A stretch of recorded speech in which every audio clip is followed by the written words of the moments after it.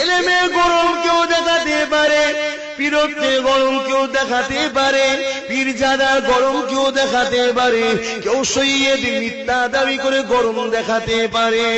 এ যুবকেরা, আপনারা তরুণেরা, কিন্তু আমি যতই নবীর বংশে পয়দা হই না কেন, যতই মুজাদ্দিদের আওলাদ হই না কেন, আমি নিজেকে একটা নগণ্য গোলাম মনে করি।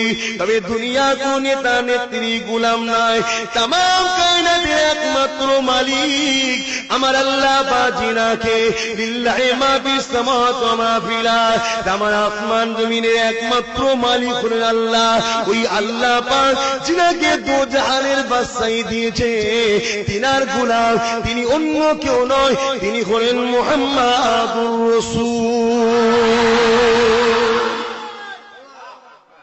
আমি এইটাই, আমি একটা গোলাম, আমার বাপ গোলাম।